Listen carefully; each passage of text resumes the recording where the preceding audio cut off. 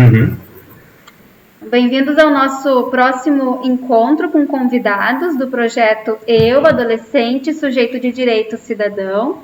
Hoje nós vamos abordar um tema bem importante, que é o da educação sexual.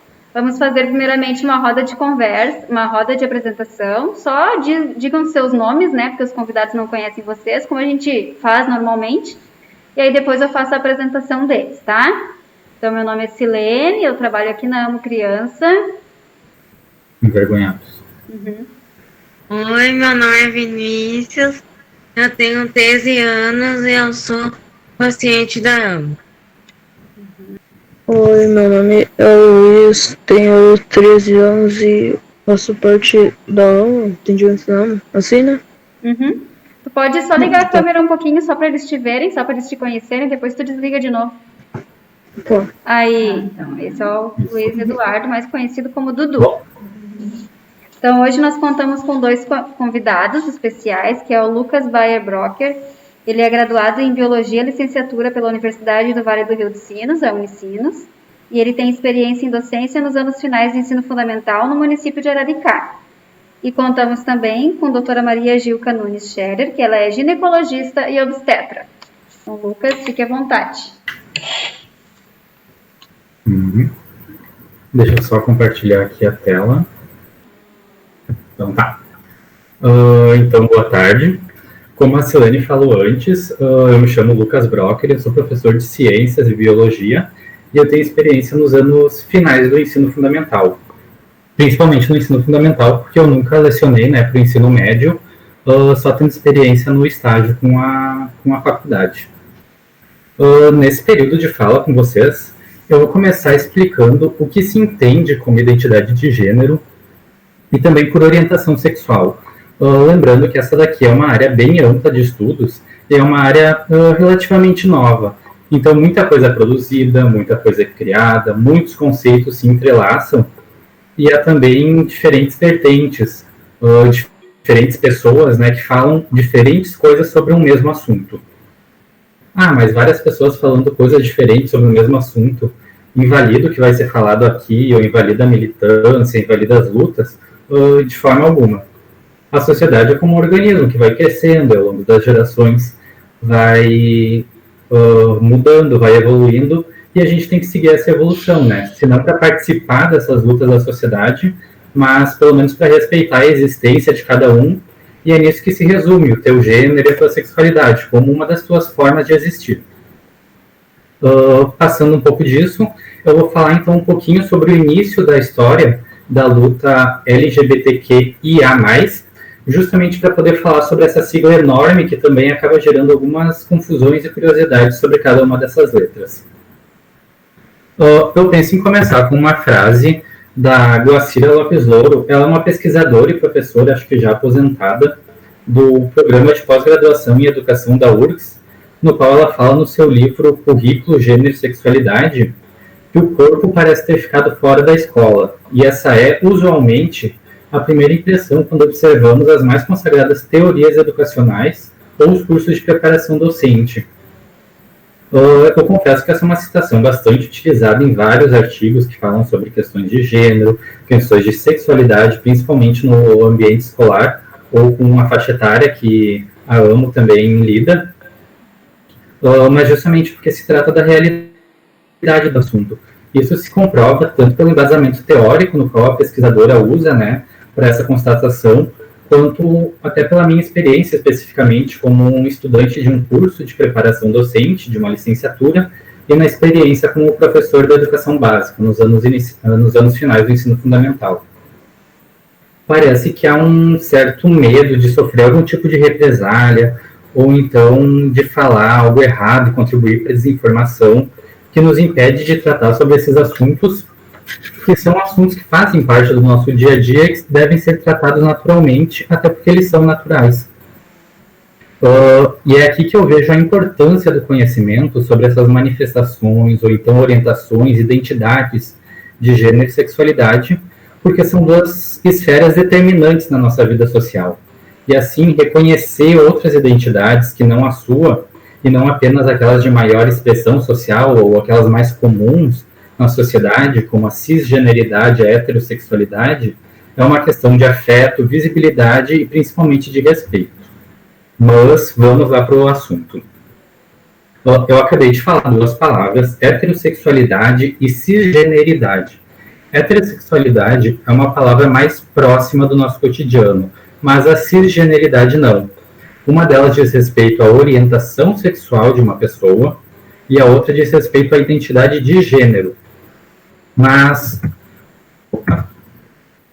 o que quer dizer cada uma dessas coisas? Qual a diferença entre elas?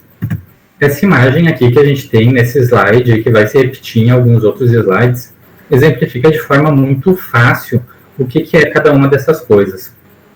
O símbolo, o cérebrozinho, que está na cabeça desse boneco, exemplifica o gênero, que é a forma como tu te vê, a forma como tu te sente. A Rita Von Hunt, que ela é uma youtuber, drag queen, professora de literatura, e vale a pena acompanhar o canal dela no YouTube, ela explica gênero, que é como você se entende no mundo.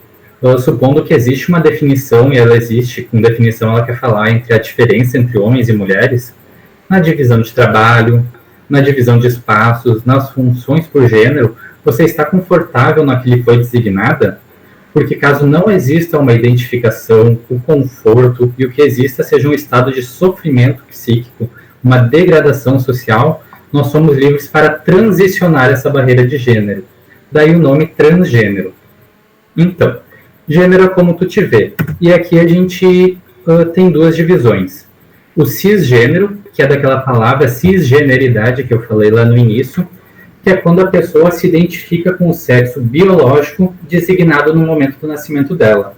Ou transgênero, que é quem se identifica com um gênero diferente daquele atribuído no teu nascimento. Um exemplo, eu, Lucas Brocker, eu sou um homem cisgênero. Por quê? Porque quando eu nasci, eu fui dito como sendo do sexo masculino. E eu me entendo e eu me percebo dessa mesma forma. Usando um exemplo que talvez vocês possam conhecer, tem o Tammy Gretchen. Ele é um homem transgênero. Por quê? Porque quando ele nasceu, ele teve o sexo biológico determinado como feminino. Mas no passar da vida dele, ele viu que ele não se identificava com aquele gênero que ele nasceu. Então, ele é um homem trans, porque ele se identifica com o sexo masculino, apesar de ter nascido biologicamente do sexo feminino. Um pouco para frente, a gente tem a orientação sexual, que é esse símbolo aqui no meio, no coração, que é a forma que representa de que forma ou para quem o teu desejo sexual e afetivo é dirigido. Nesses a gente tem, além desses, né, mas principalmente heterossexual, quando tu te atrai pelo sexo oposto ao teu, pelo gênero oposto ao teu. Homossexual, quando tu te atrai pelo mesmo gênero. Bissexual, quando tu te atrai por dois gêneros, pelo gênero masculino e feminino. Assexual é quando tu não tem atração ou afetiva ou sexual, ou pode ter também atração afetiva, mas não tem atração sexual por nenhum gênero. Ou pansexual, que é a atração por pessoas independente do sexo. E, por último, ali, aquela bolinha na região genital, ele fala do sexo biológico. O sexo biológico, partindo para uma coisa mais natureza, seria o macho e a fêmea. Ou então, trazendo aqui para os seres humanos, o homem e a mulher. Mais para frente, eu vou falar também sobre intersexo, que é uma coisa que começou a ser falado nesse meio há menos tempo.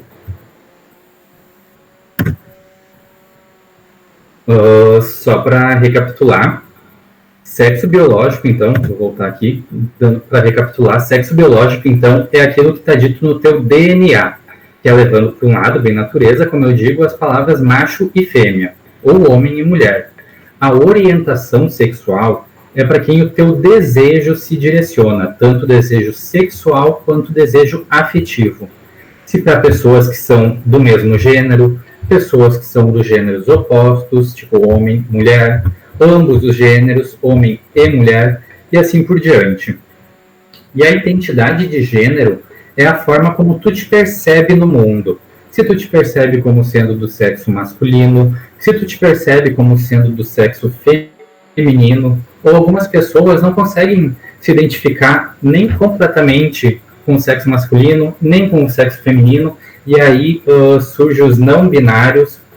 Mas ainda nessa divisão da identidade de gênero, a gente precisa falar sobre os cisgêneros, que, como eu falei antes, é quando tu te percebe, quando tu te entende em concordância com o teu sexo biológico. Ou então os transgêneros, quando tu te identifica com um sexo que não é aquele teu sexo biológico. Claro que qualquer dúvida sobre o assunto, né, se ficou alguma coisa meio atrapalhada, a gente pode voltar depois. Ou e também nas perguntas. Mas falando um pouquinho sobre representatividade, e lembrando que aqui não está sendo feito um debate super profundo, né, sobre as questões de identidade de gênero, de orientação sexual e questões sobre representatividade e militância, mas sim tirando algumas dúvidas bem recorrentes sobre esses assuntos e convidando vocês a pesquisarem sobre, né, esses assuntos. Um pouquinho, então, de história do início da luta LGBTQIA+. Há cerca de uns 50 anos atrás, nos bares dos Estados Unidos, por que eu digo nos Estados Unidos? Porque foi lá que começou, que deu início a essa luta, né? O primeiro grande marco da luta LGBTQ. Os Estados Unidos eram proibidos de vender bebidas para pessoas LGBTs. E as pessoas eram obrigadas, em todo o país, a se vestir, por lei, com roupas de acordo com o seu sexo biológico. Isso servia como uma espécie de propina para a polícia nos Estados Unidos. Claro que isso só foi possível porque a sociedade, né, era muito preconceituosa, onde as pessoas podiam ser multadas e presas caso elas estivessem usando 2 ou mais peças de roupa que pudessem ser interpretadas como sendo do sexo oposto. Por exemplo, um homem com um brinco, uma corrente no pescoço e uma meia colorida, que é uma imagem bem comum nos dias de hoje, mesmo não sendo gay, ele poderia ser multado. Mas é óbvio que as pessoas que eram multadas e presas eram os gays, as lésbicas, e principalmente, aqui muita ênfase no principalmente, nas travestis e nos transexuais. Aqui eu quero chamar a atenção que eu falei as travestis. Por quê? Porque se fala muitas vezes, até na TV ou em conversas, o travesti, ou algo assim, um travesti, mas o certo é a travesti, uma travesti, porque ela é do gênero feminino. Mas continuando. Existia um bar em Nova York que se chamava Stonewall Inn, que tinha um acordo com a polícia que eles podiam vender bebidas alcoólicas para quem quisesse comprar, tornando-se um dos poucos lugares seguros para a comunidade LGBT. Só que na noite do dia 28 de junho de 1969, a polícia descumpriu esse acordo e decidiu entrar no bar no momento de maior circulação, ameaçando prender funcionários, ameaçando prender clientes que estavam lá. E aí começou uma baita confusão. O bar era sabidamente LGBTQIA+, mas muitos dos seus frequentadores não eram assumidos, e suas famílias não sabiam que eles frequentavam esse e outros bares. Porque, imaginem só, se hoje muitas pessoas têm dificuldade para se assumir, imagina naquela época em que ser LGBTQ era quase que um crime. Então, uma bola de neve. Do bar, muitos se negavam a sair, já que eles não podiam ser descobertos, outros não saíam. E assim ia chegando mais carros de polícia, as câmeras dos jornais, e quanto mais gente chegava, menos as pessoas podiam se expor e sair do bar, até que uma travesti, drag queen negra, o nome dela era Marsha P. Johnson, jogou a primeira pedra, a primeira garrafa, o primeiro tijolo. Por que eu usei esse ou? Porque as histórias sobre esse episódio, como não existiam os celulares, né, para gravar essa cena, são todas faladas. Então, algumas pessoas falaram que ela jogou uma pedra, outras que ela jogou uma garrafa, e assim ia. Mas ela jogou esse primeiro objeto contra os policiais, estourando realmente uma confusão que desencadeou em dias de prisões e deu esse início no histórico da luta LGBTQIA+, no mundo, né, no dia 28 de junho de 1969. Mas por que eu trouxe essa história? Eu trouxe essa história para falar que uma sigla nunca é só uma sigla. Ou pelo menos, no caso dessa, uma sigla traz uma representação de algo que tu quer mostrar, traz uma luta, traz uma história ou um interesse político também. Apesar de eu ter falado que o bar era LGBTQIA+, e ter usado essa sigla para falar sobre os indivíduos dessa história, a sigla não existia naquela época, porque o movimento não existia naquela época, pelo menos não do jeito que a gente conhece hoje. Até os anos de 1980, mais ou menos, agora falando aqui do Brasil, era usado o termo transviado para aqueles indivíduos que fugiam da norma social. O que é a norma social? Aquilo que é mais, como eu posso dizer, importante para a sociedade, que é mais visado pela sociedade. Que é tu ser hétero e tu ser cis. Cisgênero, a gente já falou o que é, né? E heterossexual também. Então, uma curiosidade, quando a gente ouve a palavra viado, quando tu quer se referir a um homem gay, às vezes tem várias origens, né, para essa palavra. Ninguém sabe qual é a certa.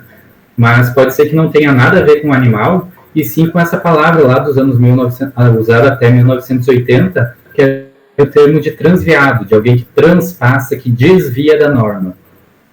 Com o final dos anos 1980, vindo para os anos 90, acontece no Brasil um festival de cultura, dança, música e arte, que é chamado de Mix Brasil.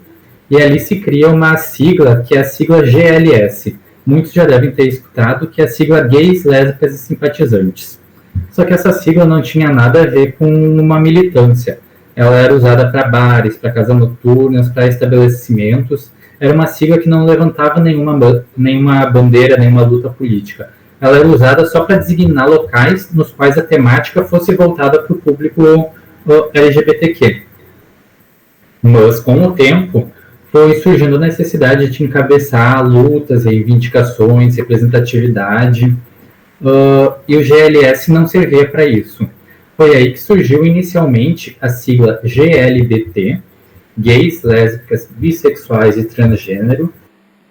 Com o tempo, o L passou para frente como uma forma de igualdade de gênero, então o tempo foi passando e mais letras foram sendo adicionadas, na medida que ia surgindo a necessidade de se falar sobre outros grupos. Eu não sei se a imagem ficou pequena para vocês. Só não dá para ler as letrinhas pequenininhas. Ah, tá. Não, então eu vou falando. Então, o que é a sigla LGBTQIA+. O L é para lésbicas, que é mulheres que sentem atração afetiva e sexual pelo mesmo gênero, ou seja, por outras mulheres. Gay é para homens que sentem atração afetiva e sexual pelo mesmo gênero, ou seja, homens que sentem atração por outros homens. Bissexuais, que é a letra B, serve para homens e mulheres que têm atração por homens e mulheres. A letra T, que é de transgêneros e transexuais, é aquilo que a gente já explicou antes, com pessoas que não se identificam com o seu sexo determinado no nascimento. LGBTQ, o Q de queer é uma teoria que veio da América do Norte, que é mais ou menos para pessoas que elas não se enxergam como lésbicas, mas também não se enxergam como gays, elas não conseguem se encaixar como cisgêneros, mas também não conseguem dizer que são transgêneros, mas isso não tem nada a ver com indecisão, né?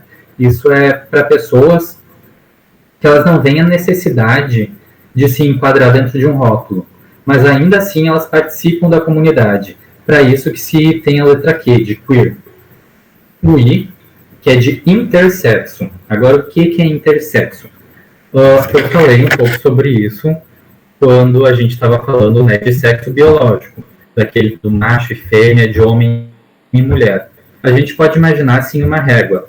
De um lado da régua está o homem, de outro lado da régua está a mulher. Mas existe ali entre um lado e outro da régua várias coisas que podem acontecer. E é isso o intersexo. O que está escrito ali? Que são pessoas cujo desenvolvimento sexual corporal expressado por hormônios, ou então pela região genital, ou então pelos cromossomos, pelo DNA, e outras características biológicas não se encaixam na norma binária, não se encaixam em homem e mulher. Ou seja, são pessoas que têm um cromossomo sexual a mais, ou que alguma característica morfológica, corporal, não se encaixa naquilo que a gente fala como homem e mulher, mas ainda assim são características biológicas da pessoa. LGBTQIA, o A é de assexual, aquilo que a gente já falou antes, de pessoas que não sentem atração sexual por outras pessoas, mas podem ter atração afetiva também. E o mais quer dizer que abriga todas as diversidades possíveis de orientação sexual e ou identidade de gênero que existam. Além dessas letras que tem aí, nós temos outras identidades de gênero, temos outras orientações sexuais e podem surgir também novas. E é isso que simboliza esse mais. Que essa gama não está fechada, já que a sociedade também vai mudando. Eu queria agradecer pela atenção de vocês e também falar que qualquer dúvida que vocês tenham, né, vai ter essa parte sobre as perguntas e a gente pode falar mais sobre o assunto. Obrigado. Oi, pessoal. Eu queria parabenizar o Lucas. Acho que foi muito boa a apresentação, Lucas. Obrigado. Muito esclarecedor. A gente vai tirar a máscara um minutinho só para vocês verem quem eu sou. Tá? Tá. Fica mais longe. Eu preparei ontem um material para trazer para vocês, mas houve um pequeno probleminha hoje de manhã. Eu fui para uma cirurgia desde as 7 da manhã e fugiu do horário completamente, eu não consegui voltar em casa, então nós vamos conversar e eu não vou poder mostrar para vocês. Depois eu disponibilizo, quem sabe em outro momento, daí vocês têm acesso. Mas era para falar, assim, eu sou ginecologista e, claro, né, que eu recebo no consultório meninas. E hoje aqui a gente está falando mais com rapazes, mas de qualquer maneira vai servir também porque os meninos também em algum momento podem ter suas dúvidas e ter algum problema na área sexual e precisarem de orientação, precisarem de uma consulta, né? Então, assim, a primeira coisa a dizer para vocês é o seguinte, do ponto de vista médico,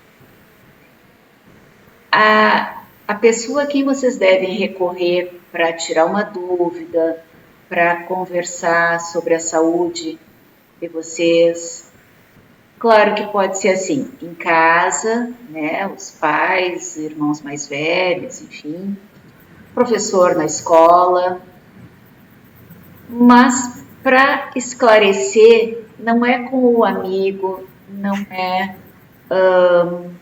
olhando um filme, não é uma revista. Isso pode ajudar, mas o esclarecimento correto a gente vai ter por um profissional que trabalha com isso, né?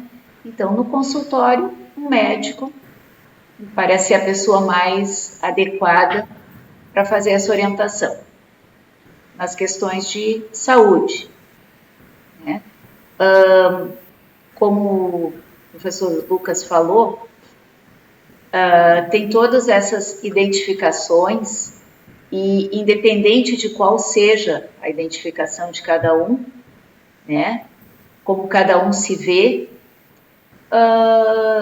todo mundo merece uma atenção e todo mundo precisa de proteção.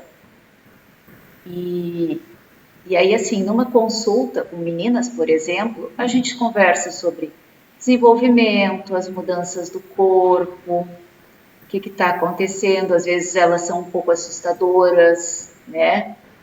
A gente se vê muito diferente de criança para adolescente, e a gente ainda não é adulto, então a gente se atrapalha um pouco com algumas coisas, isso é normal e a gente tem que pedir ajuda. As meninas têm um marco bem importante na adolescência, que é a primeira menstruação, né? Todo mês o organismo se prepara, vai treinando para uma possível gestação Quando essa gestação não acontece, acontece a menstruação. Os meninos não têm esse marco tão, assim, essa situação tão expressiva, assim, né? A partir de agora, então eu sei que definitivamente eu estou na adolescência. Mas os meninos têm toda a modificação do corpo, né?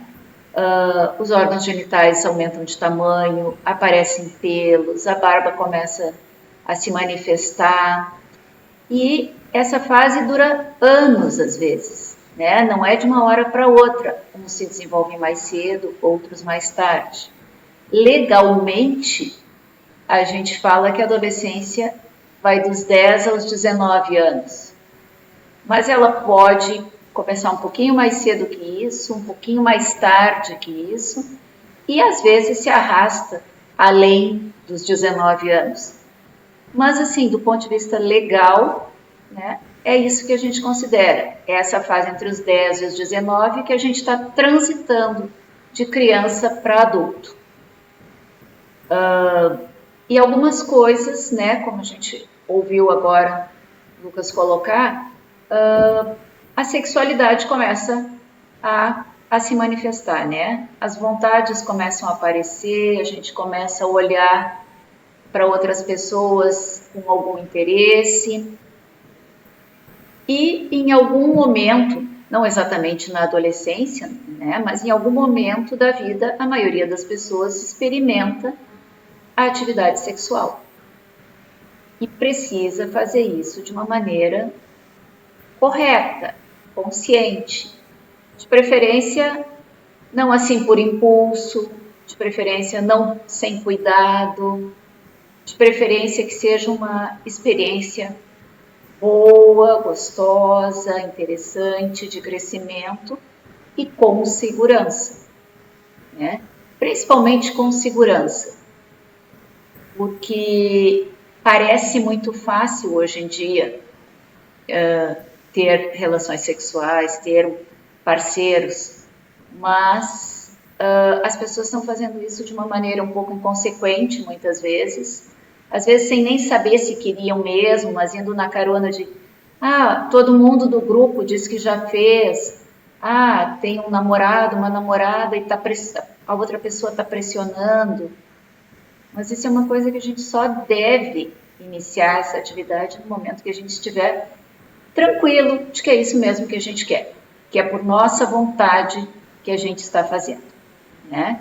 E que a gente sabe que está se protegendo. O que quer dizer a proteção? Se protegendo de não ter uma gravidez fora de hora, né? Porque no momento que o nosso corpo começa a se desenvolver, essa possibilidade também começa a aparecer. Criança não engravida, né? Então, no adolescente essa possibilidade começa a ser possível. Então, se proteger de uma gravidez e se proteger de doenças, né? Muitas doenças sexualmente transmissíveis ou infecções sexualmente transmissíveis, elas não dão sintomas. Eu brinco com minhas pacientes que ninguém traz escrito na testa, né? Ninguém traz um letreiro na testa, eu tenho uma doença ou eu não tenho uma doença. E a gente não pode responder pelas outras pessoas. Cada um tem que fazer a sua parte, né? Então, assim, independente de com quem se está tendo atividade sexual, o uso da camisinha é fundamental. Tá? Esse é o número 1, porque ainda é a melhor proteção que a gente tem. Independente se a gente vai usar outro método anticoncepcional, hoje tem muitas opções, né? A gente sabe que para os meninos a opção é restrita, é basicamente a camisinha, e usada corretamente, usada desde o início, usada sempre. E para as meninas a gente tem algumas outras opções, né? Tem pílula, tem DIU, tem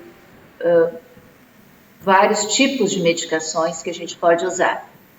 Só que também tem que ser orientado pelo médico. Não pode ser a que a amiga usa, ou usar a pílula que a amiga usa, ou a minha prima está usando, eu ouvi falar dessa aqui, ou vai no balcão da farmácia e pede para o balconista indicar alguma coisa. Esse não é o jeito correto. O jeito correto é programando esse início das atividades sexuais, indo ao médico, esclarecendo as dúvidas. Às vezes eu recebo casais de adolescentes que ainda não começaram a ter relações, mas que estão pensando nisso e vêm os dois para esclarecer as dúvidas. Se o menino não quer vir na consulta junto com a namorada, ele pode ir ao urologista, pode ir ao clínico geral, que também vai fazer essa orientação. Mas eu tenho recebido com alguma frequência casais de adolescentes no consultório. E eu acho isso muito legal, né? Antes de iniciar qualquer coisa, a gente conversar, ver qual é a orientação, se isso realmente está na hora, se é uma coisa que os dois estão querendo. Muitas vezes dá medo no início, a gente não sabe muito bem como agir, e tudo isso pode ser esclarecido, né? Então, eu queria deixar essa mensagem para vocês, que assim, a gente pode, os professores, os médicos, a gente pode ajudar muito vocês, e não precisa ter medo, não precisa ter vergonha, porque todo mundo já passou por isso, né? Ou todo mundo vai passar daqui a pouco. Então, o bom é que a gente faça as coisas de uma maneira consciente, de uma maneira correta, de uma maneira que seja legal, se protegendo e não correndo riscos desnecessários. Tá? Acho que era isso assim que eu queria conversar com vocês. Eu sei que depois vocês vão poder fazer perguntas, então a gente pode abrir depois para responder outras dúvidas. Ótimo. Acho que esses assuntos são importantes porque quanto antes a gente falar sobre isso, mais cedo vocês têm esses conhecimentos, né? Então a gente vai encerrando por aqui. Agradeço a presença de vocês.